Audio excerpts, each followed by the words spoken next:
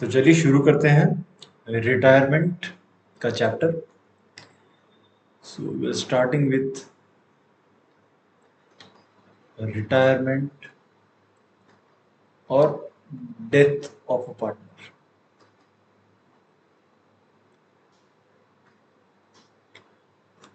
आगे बढ़े उससे पहले कुछ चीजें क्लियर कर लेते हैं।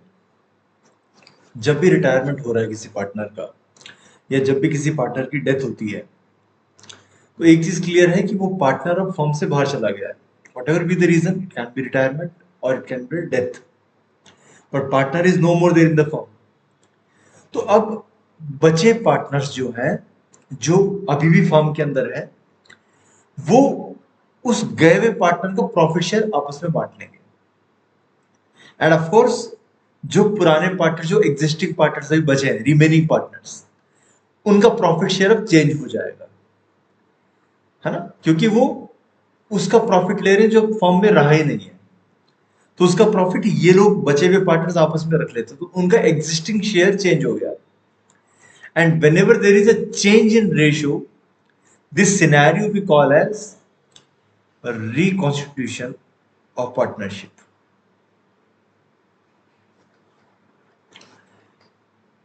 So one thing that should be clear in the mind कि जब भी रेशियो चेंज हो रही है किसी भी रीजन से, अभी जैसे रिटायर हुआ तो रेशियो चेंज हो गई एग्जिस्टिंग पार्टनर्स की, रिमेनिंग पार्टनर्स की, तो हमने कहा कि पार्टनरशिप वापस बनी है। पूरी पार्टी, पुरानी पार्टनरशिप खत्म हो चुकी है, अब नई पार्टनरशिप शुरू हो चुकी है, रिकॉन्स्टिट्यूशन हुआ है। या फिर जैसे हमने एडमिशन के चैप्टर में देखा था कि नया पार्टनर ऑफ फर्म के अंदर आ रहा है तो उसको प्रॉफिट चाहिए, तो पुराने पार्टनर्स अपना अपना हिस्सा काट कर उसको प्रॉफिट देते हैं, है ना। तो अगेन आप देखिए कि फिर से रेशियो चेंज हो रही है। तो चाहे रिटायरमेंट का सीन हो कि पार्टनर जा रहा है, रिमेनिंग पार्टनर्स का शेयर इंक्रीज हो रहा है क्योंकि वो चला गया, या फिर एडमिशन की बात करें, नया पार्टनर आ रहा है तो उसको प्रॉफिट शेयर मिलना चाहिए, तो पुराने पार्टनर्स अपना प्रॉफिट काट काट के उसको देते हैं।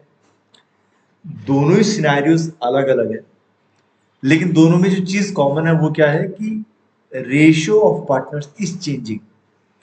समवेयर वो लोग सैक्रिफाइस कर रहे हैं एडमिशन के टाइम पर, रिटायरमेंट के टाइम पे वो लोग गेन कर रहे हैं, पर हो तो रहा है दोनों के अंदर, रेशियो चेंज हो रही है। या फिर हम जो सेकंड चैप्टर की बात करें कि कोई भी नहीं आ रहा, कोई भी नहीं जा रहा, लेकिन एग्जिस्टिंग पार्टनर जो भी है वो आपस में कुछ रेशियो चेंज कर रहे हैं, तो अगेन रेशियो तो चेंज हुई है ना।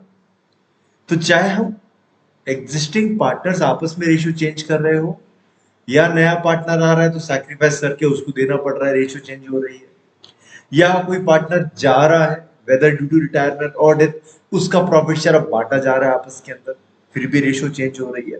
तो हर एक सिनेरियो के अंदर हम ये बोलेंगे कि पार्टनरशिप पुरानी वाली खत्म हो चुकी है, नई पार्टनरशिप बन रही है। इसलिए इसके लिए हम वर्ड यूज करते हैं reconstitution of the partnership. Partnership भी पूरी रिकॉन्स्टिट्यूट हो रही है। अच्छा, अब कुछ चीजें हैं जो हमको समझनी है फिर से। अब हम देखते हैं कि रिकॉन्स्टिट्यूशन जब जब होगा तब तब हमें क्या करना है बिजनेस के अंदर, पार्टनरशिप फॉर्म में हमें क्या क्या करना है। बहुत ही ध्यान से समझिए इसको। पहली चीज, पहली शर्त क्या थी, ये ध्यान में रखिए अपने आप कि सर पहली शर्त क्या थी, रिकॉन्स्टिट्यूशन हो ही क्यों रहा है, क्योंकि existing ratio of profit change हो रहा है कुछ भी रीजन से।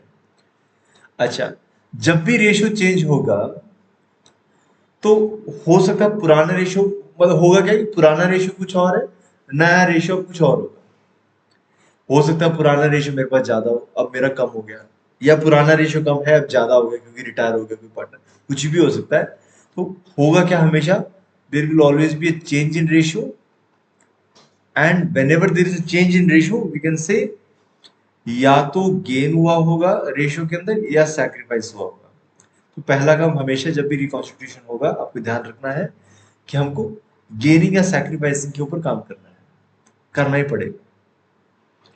तो या गेनिंग रेशियो निकालेंगे या सैक्रिफाइसिंग रेशियो निकालेंगे, फॉर्मूला हमें ऑलरेडी पता है। गेनिंग रेशियो का यानी कि गेनिंग शेयर का फॉर्मूला है new share minus old share, या सैक्रिफाइसिंग शेयर का फॉर्मूला है old share minus new share, ठीक है, वो एक रिवीजन टाइप में है, लेकिन हमको समझ में आ रहा है कि रिकॉन्स्टिट्यूशन में हम कर क्या रहे हैं। सेकेंड चीज पे चलते हैं। जब भी रिकॉन्स्टिट्यूशन हो रहा है, अब समझिए, इसको रटने की जरूरत नहीं, आपको कॉन्सेप्ट समझ में आना चाहिए। मेरा प्रॉफिट शेयर अब चेंज हुआ है, तभी रिकॉन्स्टिट्यूशन हो रहा है। जब भी मेरा शेयर चेंज होगा, तो या तो मुझे प्रॉफिट शेयर अब ज्यादा मिलना शुरू हो जाएगा आज के बाद से, मैंने गेन कर लिया प्रॉफिट शेयर, या फिर सिनेरियो कुछ ऐसा हो सकता है कि अब से मेरा प्रॉफिट कम होना शुरू हो गया, मैंने सैक्रिफाइस कर दिया अपना प्रॉफिट शेयर, तो आज के बाद से मुझे प्रॉफिट कम मिलना शुरू हो जाएगा। दोनों में से बच्चे कोई भी सिनेरियो हो सकता है ना। अगर मेरा अभी तक 20% शेयर चल रहा है और कोई पार्टनर रिटायर हो गया, उसका शेयर मुझे मिल गया, अब मेरा शेयर बढ़कर 30% हो गया, तो आज के बाद से मुझे 10% ज्यादा प्रॉफिट मिलना शुरू हो जाएगा फॉर्म के अंदर, मैं गेनिंग सिचुएशन में आ चुका हूं। ये एक सीन हो सकता है। या फिर कोई नया पार्टनर आया है, उसको मैंने कुछ शेयर काट के दे दिया, मेरा पहले मान लीजिए शेयर था 40%, मैंने उस अपने शेयर में से 10% काट कर उस नए पार्टनर को दिया है, तो आज के बाद से मुझे कम प्रॉफिट मिलेगा, क्योंकि मेरा शेयर फॉर्म के अंदर 30% बचा है सिर्फ। तो कुछ भी हो सकता है, जब भी रिकॉन्स्टिट्यूशन हो रहा है मेरी रेशियो के साथ में कुछ भी हो सकता है। ऐसे में अगर मैं ये देखूं कि आज के बाद से मुझे ज्यादा प्रॉफिट मिलना शुरू हो जाएगा, यानी कि मैं गेनिंग सीन में एंटर हो चुका हूं, किसी पार्टनर का शेयर अब मुझे मिल चुका है, आज के बाद से मेरे प्रॉफिट पर मेरा अधिकार और ज्यादा हो जाएगा, तो मैं कह सकता हूं कि जिस पार्टनर ने भी मुझे प्रॉफिट शेयर दिया है, जिस भी रीजन से दिया है, अब मेरे पास ज्यादा अधिकार है प्रॉफिट के ऊपर, मैं बोलूंगा कि उतना एक्स्ट्रा जो राइट है, एक्स्ट्रा अधिकार जो मुझे मिल चुका है प्रॉफिट पर, वो मैंने जिस भी पार्टनर ने मुझे दिया है उससे मैंने खरीदा है, वो प्रॉफिट, वो शेयर मैंने उससे खरीदा है। तो ऐसे में जब भी कोई पार्टनर मान लीजिए रिटायर हो रहा है और उसका शेयर अब बचे हुए पार्टनर्स यानी कि रिमेनिंग पार्टनर्स को मिल रहा है, तो वो गेनिंग सिचुएशन में आ जाते हैं। अब वो ज्यादा प्रॉफिट पर अपना अधिकार रखना शुरू कर देंगे, तो हम बोलेंगे कि नहीं, आपके पास ज्यादा प्रॉफिट इसलिए हो पा रहा है, आज के बाद से आपको ज्यादा प्रॉफिट इसलिए मिलेगा क्योंकि आपने प्रॉफिट शेयर खरीद लिया है, जो एक्स्ट्रा प्रॉफिट शेयर वो आपने खरीदा है। किससे खरीदा है? जो पार्टनर अपना शेयर छोड़कर चला गया है, रिटायरिंग पार्टनर है। तो अब हमने वो प्रॉफिट शेयर खरीदा है, मतलब रिटायरिंग पार्टनर ने अपना प्रॉफिट शेयर हमें बेचा है। तो हम क्या करेंगे कि एक सेटलमेंट करेंगे, हम बोलेंगे गेनिंग पार्टनर्स जो है, जिनके पास अब से ज्यादा प्रॉफिट रहना शुरू हो जाएगा, वो पेमेंट करेंगे। किसको करेंगे? सैक्रिफाइसिंग पार्टनर को। अब मैं इस चैप्टर के पॉइंट ऑफ व्यू से अगर बोलूं, तो गेनिंग पार्टनर कहां से बिलोंग करेगा? रिमेनिंग पार्टनर की कैटेगरी से बिलोंग करेगा, क्योंकि वही लोग है ना जो गेन कर लेंगे, उनके पास अब ज्यादा प्रॉफिट पर अधिकार होना शुरू हो जाएगा। और सैक्रिफाइसिंग पार्टनर कौन होगा इस चैप्टर के पॉइंट ऑफ व्यू से? जो पार्टनर या तो रिटायर हो रहा है या जो पार्टनर डिजीज्ड है, यानी कि जो मर रहा है, उसका प्रॉफिट शेयर चला गया, वो बेच के जा रहा है। तो गेनिंग पार्टनर जो खरीद रहा है ना, हम बोलेंगे भाई तुम चुकाओ वो पैसा जो तुमने खरीदा है, उसको चुकाओ। किसको? या तो रिटायरिंग पार्टनर को या डिजीज्ड पार्टनर को, जो लीगल एयर्स है उनको दीजिए आप पैसा। कहां से कैलकुलेट करेंगे? बच्चों को पता है ऑलरेडी, ये अमाउंट कैसे कैलकुलेट होगी। जो भी कंपनसेशन इसमें बनता है, ये कंपनसेशन को कैलकुलेट करने का क्या तरीका है? गुडविल ऑफ फॉर्म लीजिए, मल्टीप्लाई करिए गेनिंग शेयर से, बहुत इजी है। और गेनिंग शेयर हम कैलकुलेट कैसे कर सकते हैं? Gaining share is equal to new share minus old share. तो जैसे एक एग्जांपल देता हूं, बहुत इजी सा एग्जांपल है।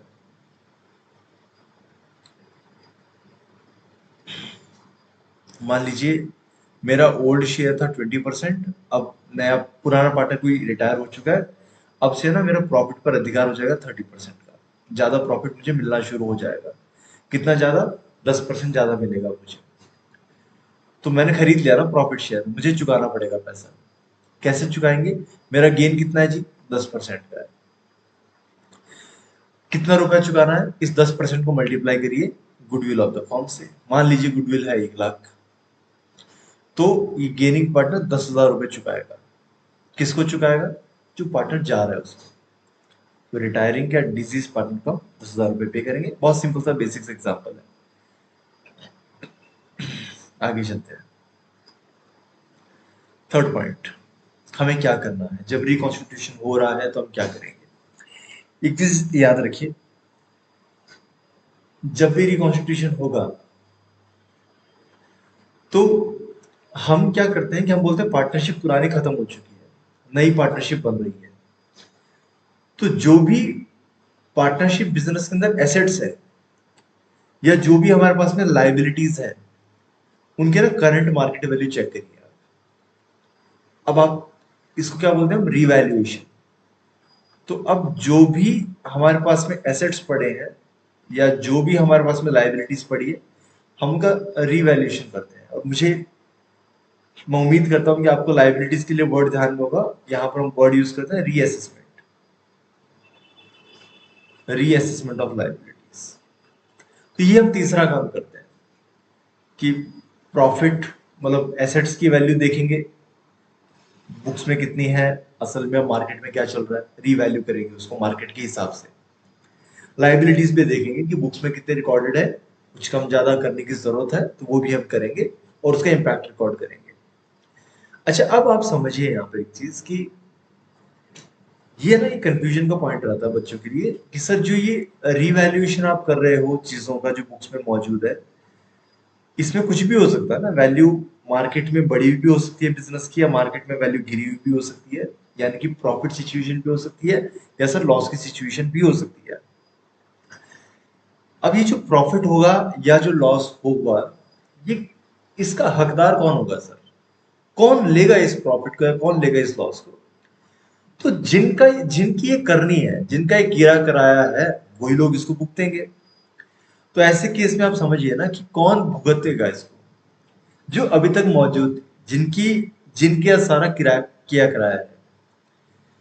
तो हम यहां पर उस दिन तक के सारे पार्टनर्स को लेंगे। तो जैसे A B C D 4 partners है और डी ने बोला कि भाई ठीक है, मेरी एज हो चुकी है, मैं जाना चाह रहा हूँ बिजनेस से। हमने कहा रुको भाई, अगर आप जा रहे हो तो हम रिकॉन्स्टिट्यूशन करेंगे पार्टनरशिप फॉर्म का। तो चलिए एक काम करते हैं, एसेट्स और लाइबिलिटीज की रिवैल्यूएशन करते हैं।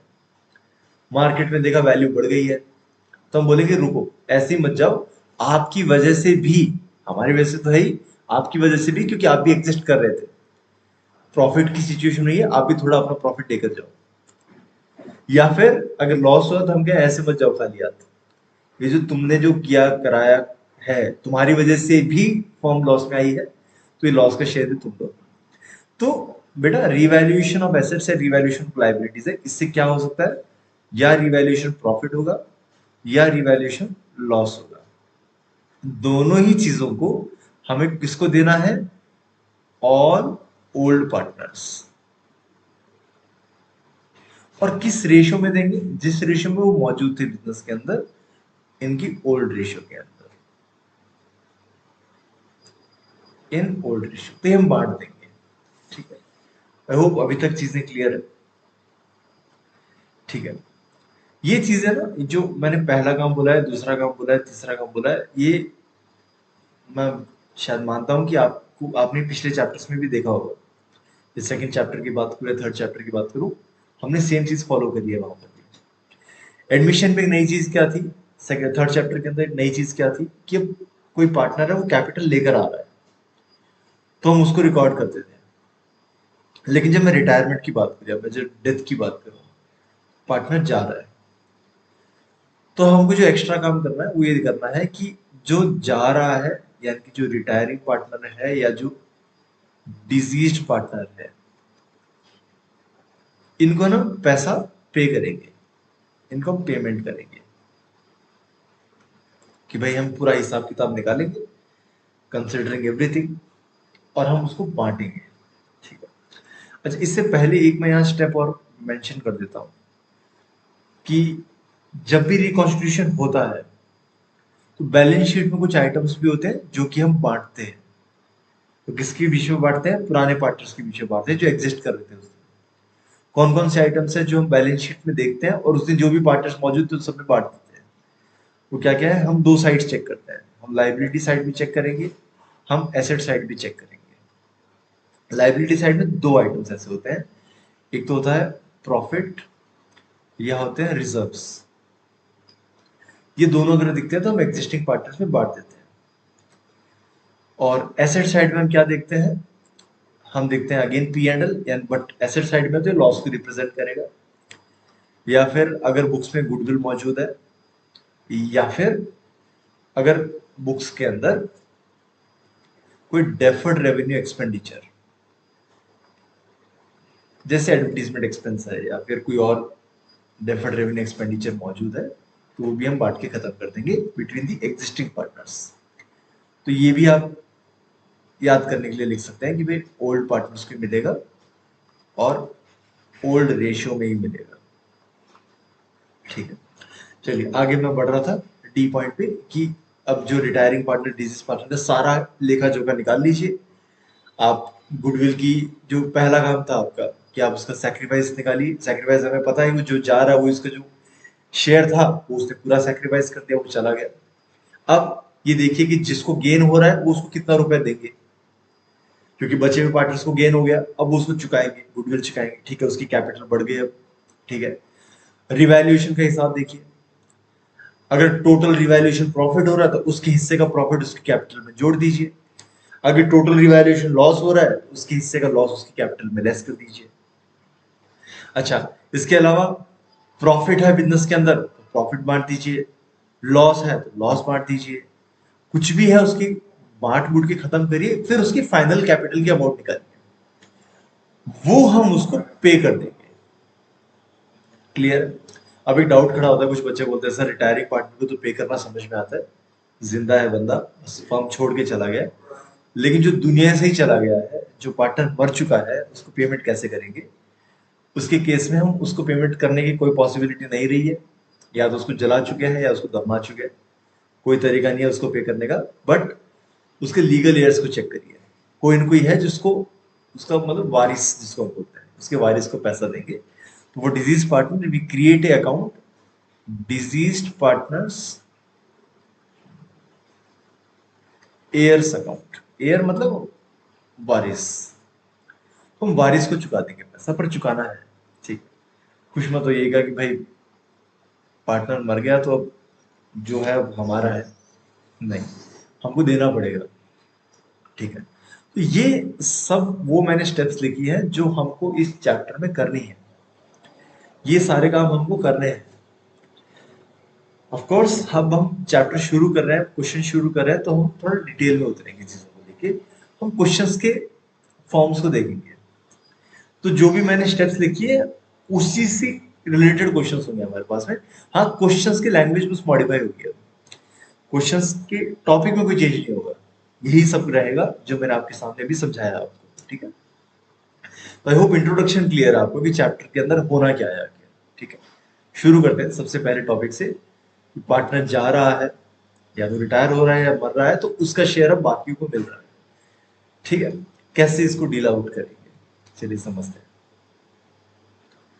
तो आप सब ना एक पहले इलस्ट्रेशन पे आ जाइए, पेज नंबर 4.2, और हम यहाँ से ही प्रैक्टिकल क्वेश्चंस की शुरुआत करते हैं। टॉपिक मैं लिख ही देता हूँ।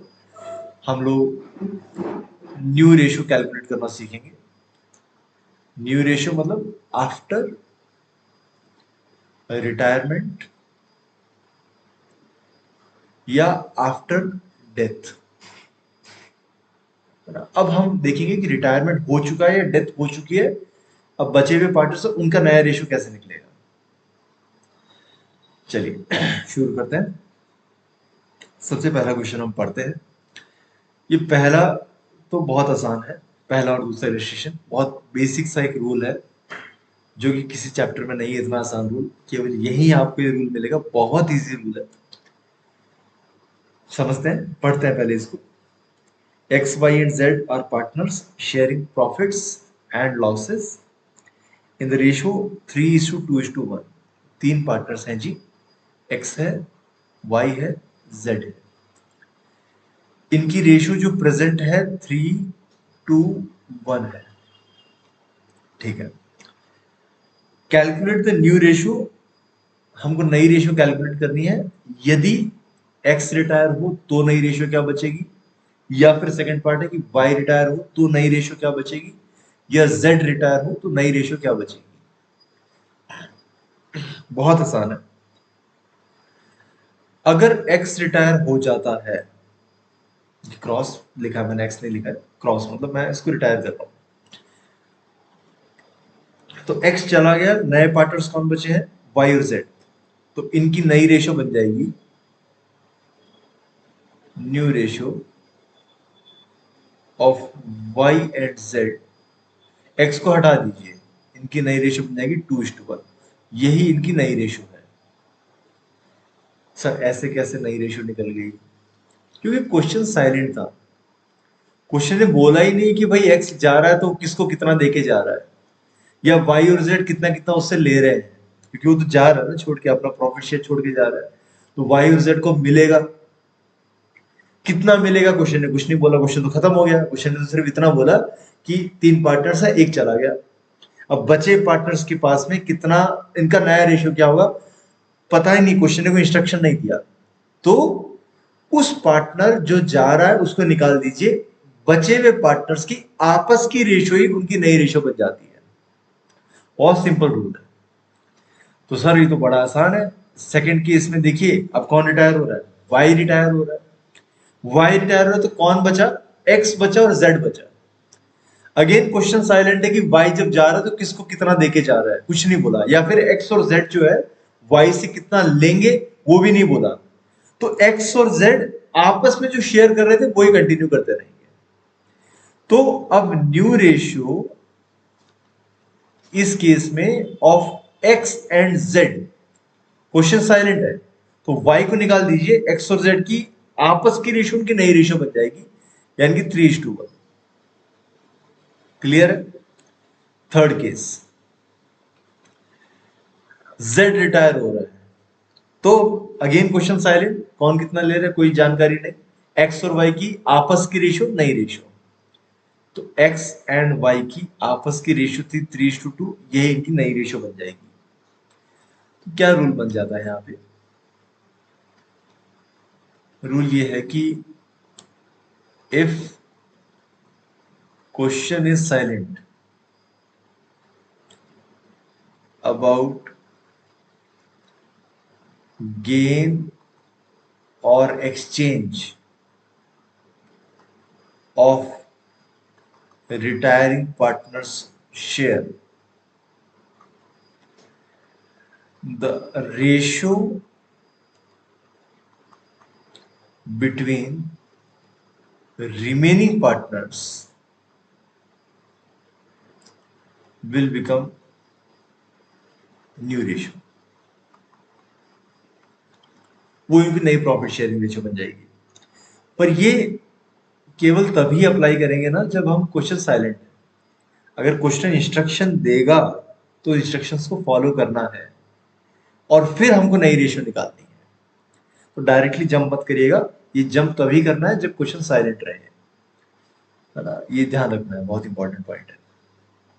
तो इसी एवज में हम एक और क्वेश्चन कर लेते हैं, क्योंकि अगेन बच्चे बहुत खुश होते हैं इस तरह के क्वेश्चन से। कुछ नहीं है क्वेश्चन के अंदर, दम नहीं है। इलस्ट्रेशन 2, दो पार्ट है इसके अंदर। पहला पार्ट है कि A B and C are partner sharing profits in the ratio 1/2, 1/3, 1/6। Find out the new ratio if B retires. तो पहली बात तो रेशियो ढंग से नहीं दे रही, तो पहले इसको ढंग से लिख लेते हैं। डिनोमिनेटर कॉमन कर लेते हैं, यहाँ 3 से मल्टीप्लाई करेंगे, यहाँ 2 से मल्टीप्लाई करेंगे, डिनोमिनेटर कॉमन हो गए।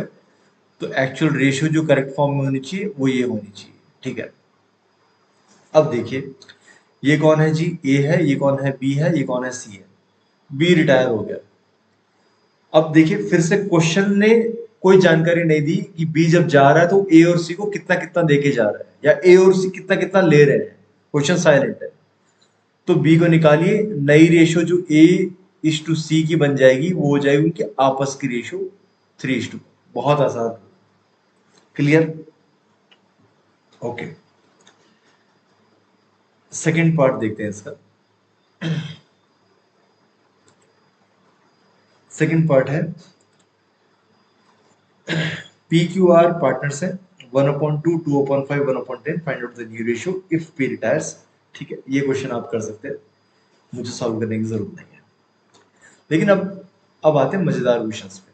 ये तो कुछ नहीं है, तो बेसिक क्वेश्चंस है एकदम। अच्छे क्वेश्चंस पे आते हैं। इफ द सेशन 3 से शुरू होता है। अब क्वेश्चन हमें इंस्ट्रक्शन देगा कि पुराना पार्टनर जा रहा है तो किस तरह से जा रहा है, क्या वो जब छोड़ के जा रहा है तो किस तरह से पुराने पार्टनर्स को देके जा रहा है, बचे हुए पार्टनर्स को देके जा रहा है, वो देखते हैं। A, B and C are partners in a firm sharing profits in the ratio 5:4:3। मैं लिखना शुरू कर रहा हूँ कि भाई A, B और C तीन पार्टनर्स है, इनकी आपस की रेशियो है 5:4:3। ठीक है, B रिटायर हो रहा है, B जा रहा है फर्म से, क्रॉस लगा देते हैं B के ऊपर कि भाई B जा रहा है और B का शेयर कितना है 4/12, ये B का शेयर है। तो B जब जा रहा है तो अपना शेयर छोड़ के जा रहा है। ठीक है, आगे देखते हैं क्वेश्चन का इंस्ट्रक्शन दे रहा है। B retired and his share was divided equally between A and C। तो B का जो शेयर है ना 4/12, ये किसको देके जा रहा है? दोनों को देके जा रहा है, A और C को। किस रेशो में देके जा रहा है? इक्वली देके जा रहा है, 1:1 में देके जा रहा है। आधा दे दिया उसने A को, आधा दे दिया उसने C को। तो हम कह सकते हैं कि A को मिला कितना, जो 4/12 जो B का शेयर है,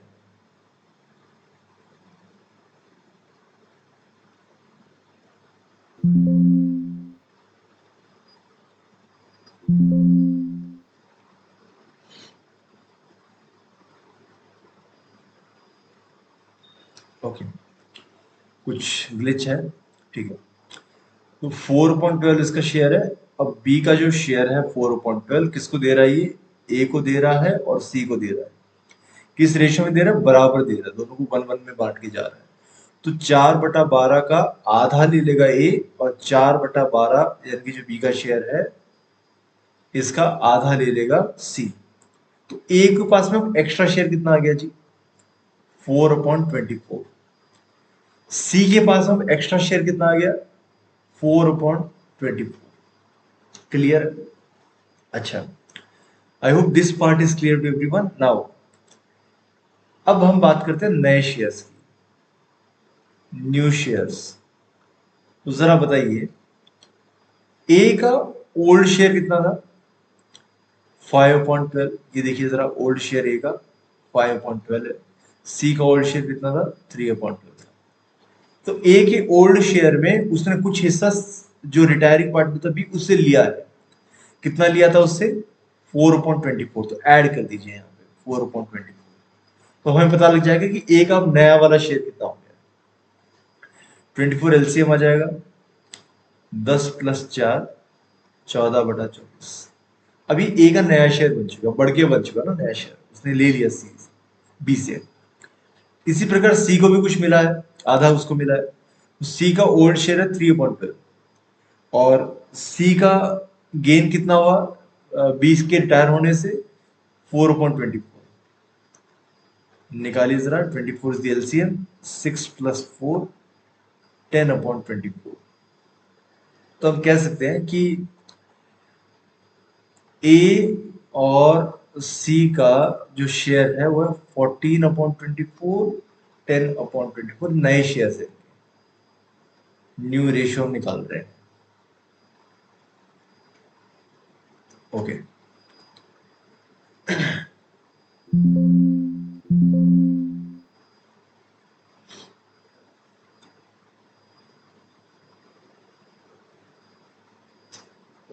कुछ ग्लिच आ रहा है बार बार, ठीक है। ए और सी का शेयर कितना निकला था? 14/24 and 10/24, that is 14:10. This is new share, new ratio, और हम 2 से डिवाइड करें 7:5. This is new profit sharing ratio. ठीक है, क्लियर है? I believe this is clear to you guys. ये पीडीएफ में शायद आएगा नहीं क्योंकि ग्लिच आ गया, आप वीडियो से इसको नोट डाउन कर सकते हैं। ठीक है, मूविंग फर्दर, फोर्थ इलस्ट्रेशन देखिए जरा। सेम कैटेगरी में क्वेश्चन, अगेन हमको कुछ इंस्ट्रक्शन दे रहा होगा, we are suppose to follow that instruction. ठीक है, illustration 4, A, B and C were partners sharing profits in the ratio 5:4:3 again. ठीक है, तो A is the partner, B is the partner, C is the partner. Ratio is 5:4:3. ठीक है, now C is retiring, तो मैं cross लगा देता हूँ कि ये बंदा जा रहा है। ठीक है, and his share was taken up by A and B in some ratio. अब अगेन क्वेश्चन ने कुछ इंस्ट्रक्शन दिया है कि सी का जो शेयर है, कितना शेयर है? 3/12. तो सी का जो शेयर है 3/12, this is taken by A and C in some ratio. What is that ratio? 3:2.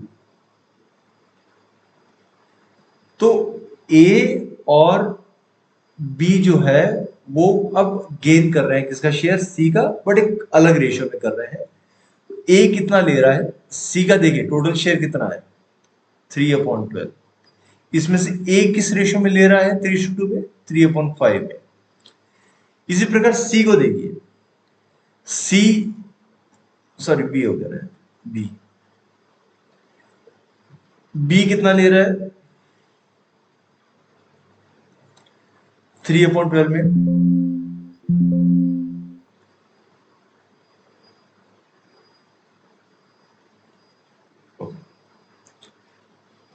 मैं फिर से लिख देता हूं,